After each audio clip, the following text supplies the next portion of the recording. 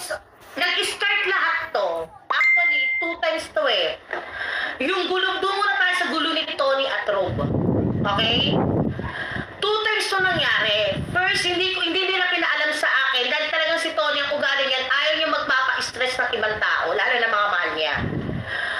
Okay, nalaman ko to nung hindi ko makontak si Tony after Christmas. 2 days yun, nag-alala kami. Bigla na lang siya umalis, nag-PM sa akin si Rob, si Tony, hindi ko makontak, ganyan, ganito, ganyan. Hanggang na-track nila si Tony, tapos namatay yung tracking. So, to make the story short, in 2 days, nawala si Tony. Na lahat ng Toro family that time ay worry.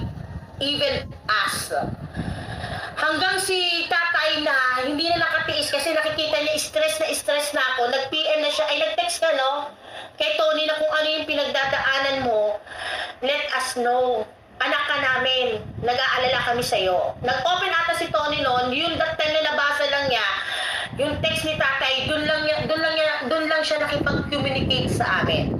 And then nag-usap sila rin. Nagkaroon na sila ng problema that time. Okay? At yung problema na yon lumalim pa. Dito na tayo sa New Year's Eve. New Year's Eve, dapat dun kami sa Las Piñas sa bahay nila, Tony. Pero, syempre, may mga orasyon ako dito sa bahay at celebration tuwing papasok ang bagong taon, hindi kami pumunta. At salamat sa Diyos, hindi kami pumunta. Dahil kapag pumunta kami doon at nalaman ko ang lahat, siguro kriminal na ako ngayon.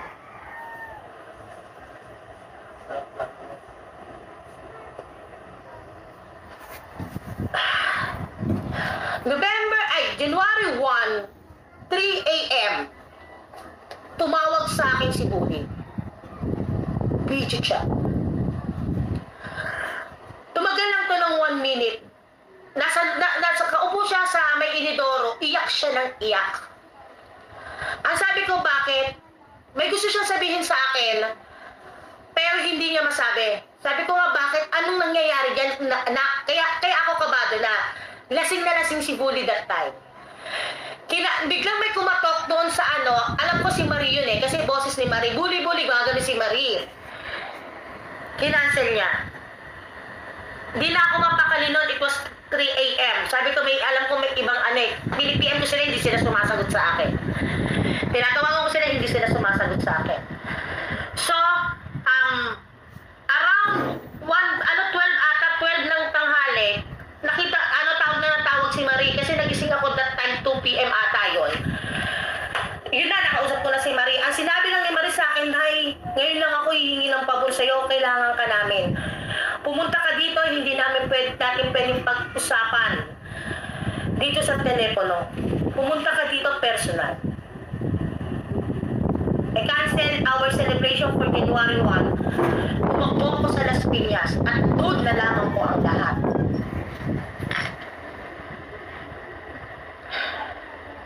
Nag-check-in si Tony, si B, at yung ibang kasama niya, yung mga sinama niya that time, sa isang hotel malapit sa Las Piñas, para makahinga si Tony. Nung nalaman nila na sa bayan ko ng Las Piñas, sinabi ni Tony na hintayin mo ako, hinintay ko si Tony. At iisa-isahin ko ang issue nyo ngayon. Nung dumating si Tony, wala akong ginawa kundi yakapin siya ng maigpit. Kasi alam ko kailangan niya yun sa mga panahon na yun. Doon tayo muna kay Bully. Again, handa na ako kung ididemanda niyo ako, pero katotohanan ang sasabihin ko sa inyo. At ang libel hindi nagpa-prosper yan kapag katotohanan ang inilalabas ng isang tao. Hindi ko hangarin na siraan kayo o ano paman, pero dahil karapatan din ng mga taong sumusuporta sa inyo, disregard na ang mga basher na malaman nila ang totoong ganap. Kailangan ko sabihin lahat ito. Again, hindi nakamonetize itong live ko. Walang ads itong live ko. Hindi ko muling pagkakakitaan itong leg na to. I speak here as a mother and my husband as a father of Toro family. Especially Tony and Marie. Okay. Bully, alam ko at naintindihan ko ngayon, nung tumawag ka sa akin, may sasabihin ka sa akin. Hindi mo matuloy. At nag-PM ka sa akin lang na, sorry, nailasing lang ako. Kasi during that time, kinausap mo si B. At masakit para sa amin ni Tony, na sabihin mo, nabaliw na si Tony, nababaliw na si Tony, at gumagawa na lang ng istorya para guluhin ang Toro family dahil sa kakaparitokin niya. Ganong kasakit yung kay Tony. Saksi ako kung gaano kayo minahal ni Tony. Saksi ako kung paano niya nila binayaran ang pagkakautang mo para mag-move on lang ikaw.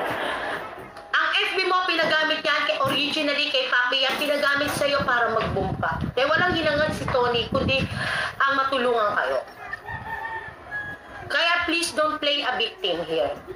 Sabi mo nga nung nagpaalam ka, saludo ako sa'yo doon sa video mo na nagpaalam ka na Kemi, umiiyak ka.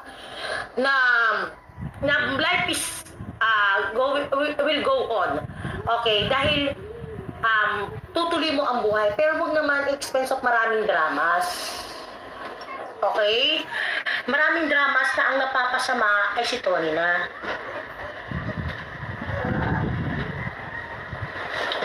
This morning, bago ko ilabas to dapat kagabi, kaya lang marunong ako ng salitang respeto. Respeto sa taong mahal ko na nagpaalam ako kay Tony. Ano sa akin si Tony na nag-usap nga daw kayo at umiiyak ka. Tama ng iyak, bully. Kasi hindi lahat magdadaan sa iyak. Magpakatotoo ka. Magpakatotoo ka in the sense na hindi lang para kumita ng pera. Magpakatotoo ka bilang kaibigan at pagtanaw ng pagmamahal, huwag na ng utang na loob ng pinagsamahan ninyo ni Tony. Ina rin si Tony. May pinoprotektahan si Tony, may pinoprotektahan ka rin kundi ang mga anak nyo. Pero be fair enough.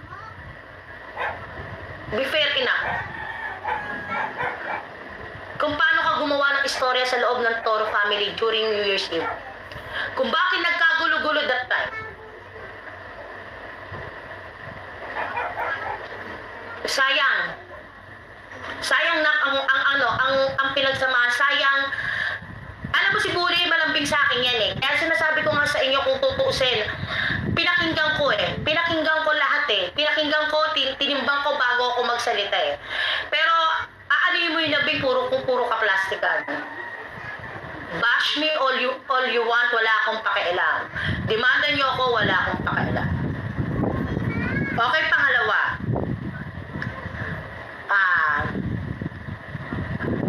Kent.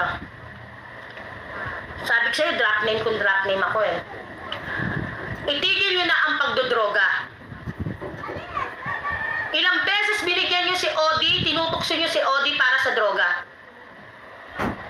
Itigil nyo na yan dahil walang kahihinatnan ang buhay nyo dyan. Ngayon, dinahamon kayo, demanda nyo ako ng libel at hahamunin ko rin kayo ng drug test. Drug test na hindi ko kuhanin sa iya, kundi drug test sa puricle ng buhok. Na kahit 1 buwan, 2 buwan pa kayong hindi na nakakagamit o 3 buwan na hindi nakakagamit, ay madidetect pa rin. Yun ang gusto kong laban. Kung didemanda nyo ako ng libel. Kahit ako gumastos dun sa test na yun. Dahil sa pagdodroga nyo, nasira talaga ang samahan. Alam yung ayaw na ayaw ni Tony yan. Ayaw na ayaw niya kasi tinutulungan niya kayo pero hindi nyo inaalagaan ang pangalan niya. Alam nyo sa sarili nyo niya kayo ay mga kilala na. Hindi lang dun eh, kundi para na rin sa sarili nyo eh. Tandaan nyo, walang nagdodrogang umasenso ang buhay. Walang nagdodrogang nakamit niya ang pangalan niya dahil nagdroga siya. Itigil nyo na yan, parang awa nyo na.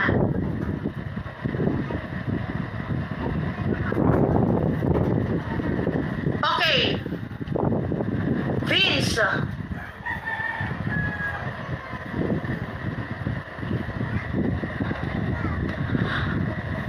Alam ko nandyan ka during the time ng si Tony ay gulong-gulo. At alam mo, Vince, kung gaano kita kamahal. Kayong lahat halos. But please, don't take advantage to the situation. Let the fate tell. Hayaan natin ang tadhana ang kumilos. To Rob, alam ko minahal mo si Tony ng buong puso. Alam ko minahal mo siya sa aspetong ayaw mong mawala siya sa buhay mo. But please, be man enough to fight for her. Be man enough na ikaw naman ang bumuhay sa kanya.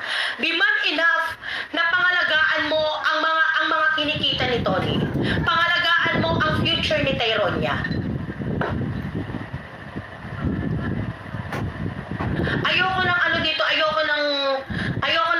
Ayoko magsalita ako ng gaguhan eh. Alam mo, pigil pa ako ngayon eh, dahil may mga pinoprotektahan pa ako eh. Lalo-lalo na si Tyronia eh. Pero be man enough, anak, na kapag bumalik yung pagmamahalan nyo, magkaroon ka naman ng konkretong plano para sa mag-ina. Magkaroon ka ng konkretong plano para sa buhay at kinabukasan nila. Hindi natin pwedeng sabihin lagi na pera lang yan, kikitain yan eh. No. Pinaghirapan ang bawat sentimo na pumapasok sa bank account ni Tony. At least, Rob, give them a time. Bigyan mo ng oras ang asawa mo. Bigyan mo ng oras ang anak niya, ang anak nyo. Magbigay ka ng oras sa kanila.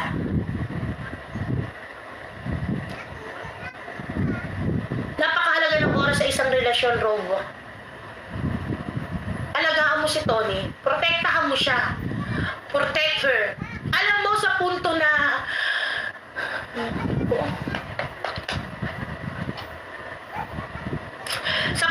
kinuha ko si Tony that time, November 1. January 1. No, my dear. Wala. I feel na hindi na secured si Tony sa sarili niyang pamamahay. Hindi na siya secured sa bahay niya mismo na siya nagbabayad. Huwag niyo iparamdam sa tao yun.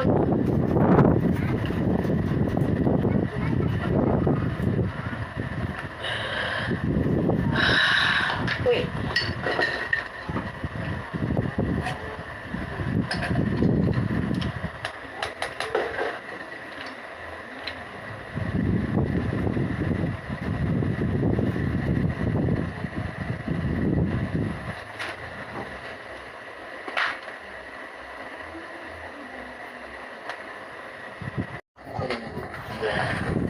Ayoko lang magkaroon ng intindihin nyo ang bawat sasabihin ko, no? Huwag nyo iba si ganito, huwag nyo iba si ganyan. Dahil they have their own reason eh. Bakit nangyari ito? Ito, reason ko to bilang isang ina. Bilang isang ina. Ang pagiging isang ina, hindi lang yan sa dugo.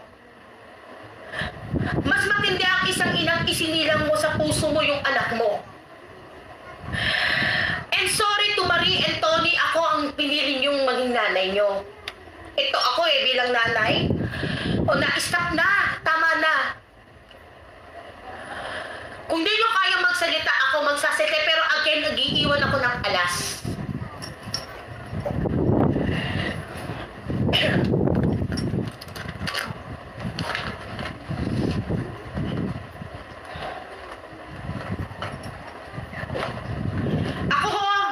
Sa totoo lang, kung halimbawa lang na madurog si Tony sa pagsasalita ko, kaya ho naming mabuhay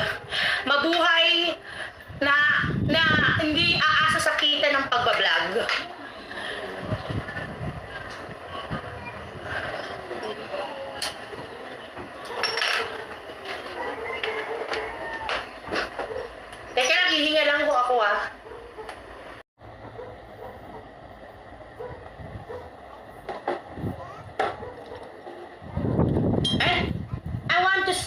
natin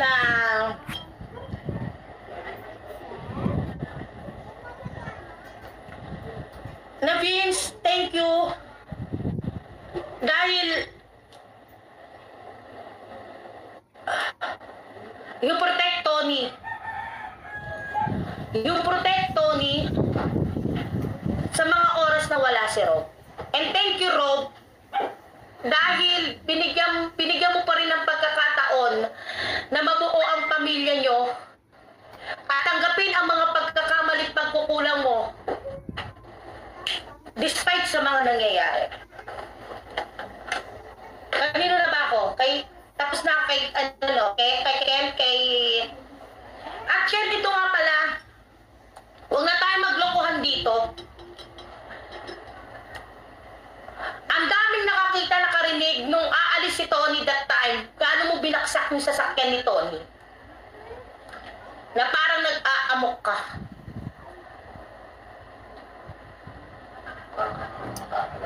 Don't play a victim here. Alam natin nangyari mong gabing yun. Na nag-checking kayo ni Bully. At binigyan pa kayo ni Tony ng pampa-check-in nun bago mag-decide si Tony na paalisin na kayo.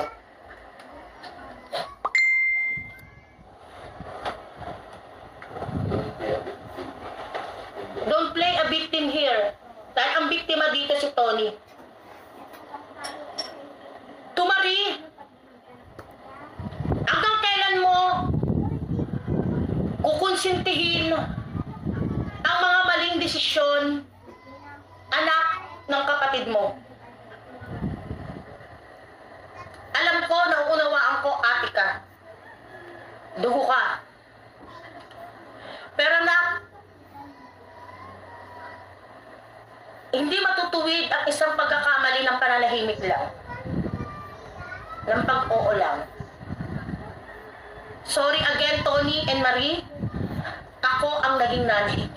Pinili niyong maging nanay. At kung sa pagsasalita ko, masaktan ko kayo, patawad na agad. Pero people need to know the truth. Hindi man lahat ay madetalye ko. Dahil may mga sensitibo pa. Pero at least malaman nila kung ano talaga ang nangyari. Kung bakit ka nag-decide to.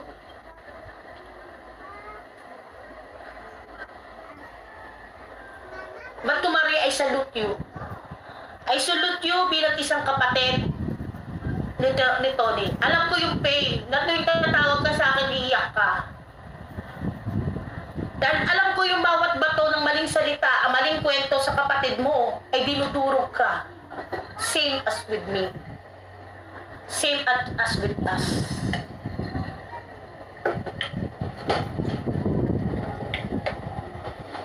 Sa'yo, Jansky, makikita tayo. Maghaharap tayo. Sa tamang lugar. Sa tamang panahon. Pero alam mo, ganong ka maawain si Tony. Despite of what happening, ikaw pa rin ang editor niya.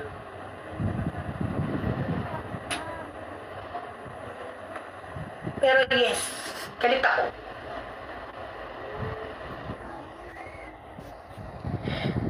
Pero tinitingnan ko pa rin yung aspeto na katulad kay Tony na sino pa ako para magdesisyon eh.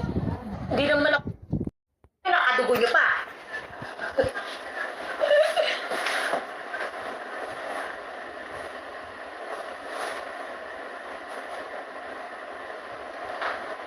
Si DJ Cha, hindi ako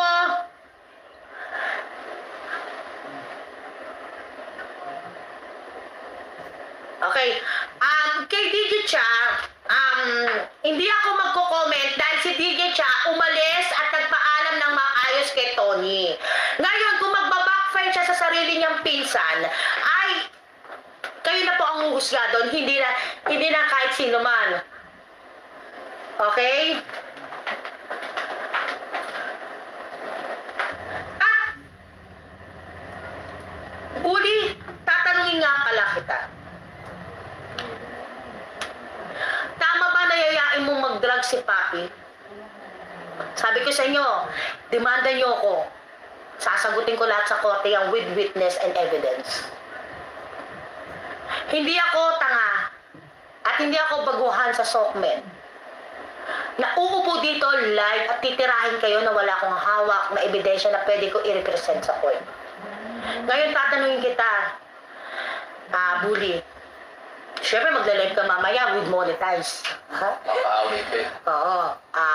Totoo ba? Ha? Ano? Sakit, no? Nasasaktan din ako eh. Kasi, siyempre, kahit pa paano si Bully napamahal din sa akin eh. Kaya lang nalaman ko to eh. Ba't kailangan mong magyaya magdroga si Papi?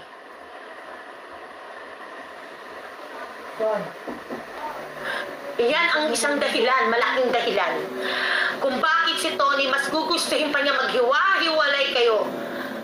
Kaysa magkaroon ng Toro Farm na ikasisira din naman niya ng pangalan niya, ikadadamay ng mga inosenteng bata dahil sa mga droga-droga na yan, putang ina. Sabi ko sa'yo, ahamunin ko kayo eh. Ahamunin ko kayo, idemanda niyo ako, pagkatapos sa demanda, abogado ko na ang bahala na magkakaroon tayo ng drug test. Hindi ihe. Kasi madaling mabura ang drug sa ihe. Nakukunin sa punicle ng buhok nyo, na ilang hibla ng buhok. Dahil yan, kahit na naka 3 months, hanggang 3 months, 4 months, or 5 months ka pa na hindi nakakagamit, eh makikita pa rin ang residue dyan.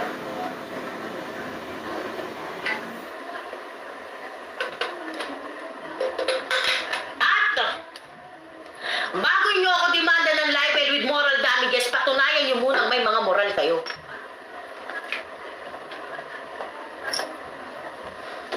Tama na ang drama po.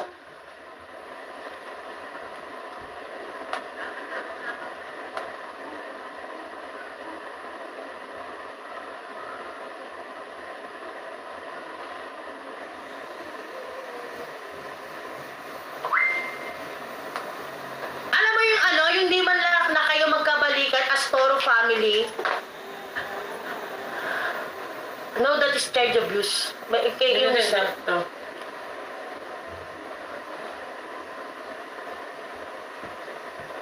okay?